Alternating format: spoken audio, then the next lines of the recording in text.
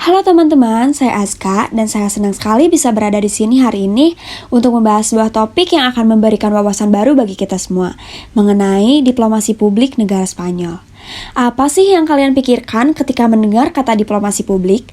Dan seberapa penting diplomasi publik itu bagi suatu negara?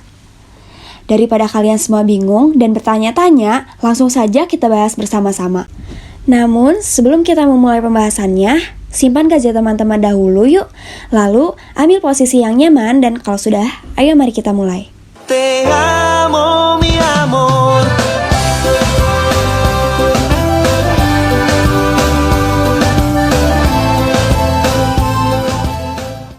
Kalian tahu nggak sih kalau diplomasi publik merupakan sebuah langkah penting bagi suatu negara untuk mengenalkan kebijakan luar negerinya pada negara luar dan masyarakat asing. Nah, diplomasi publik ini memiliki dua kategori utama, yaitu komunikasi antar budaya dan advokasi politik. Komunikasi antar budaya membantu memperkenalkan citra sebuah negara ke negara lain, sementara advokasi politik bertujuan untuk memperoleh dukungan dari masyarakat asing, yang pada gilirannya membantu meredakan tensi konflik antar negara.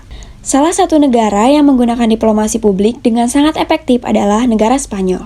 Budaya Spanyol yang kaya dan beragam telah berkembang selama ribuan tahun, meninggalkan jejak yang kini menjadi bagian integral dari identitas Spanyol. Melalui budaya, tradisi, makanan, olahraga, dan keunikan lainnya, Spanyol telah berhasil membangun citra yang kuat di mata dunia. Diplomasi publik Spanyol menjadi contoh bagaimana sebuah negara dapat menggunakan aset budaya dan olahraga untuk memperkuat hubungan internasional dan mempromosikan kepentingan nasionalnya. Lalu, yang jadi pertanyaan, bagaimana Spanyol mencapai diplomasi publiknya?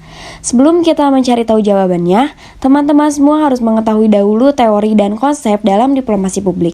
Menurut ilmuwan politik Joseph Nye, ada beberapa jenis perbedaan kekuasaan dalam diplomasi publik seperti hard power, economic power, dan soft power. Terdapat pula sifat diplomasi publik, yaitu bersifat transparan dan berjangkauan luas, ditransmisikan dari pemerintah ke pemerintah lainnya, dan tema atau isu yang diangkat oleh diplomasi publik lebih ke arah sikap dan perilaku publik.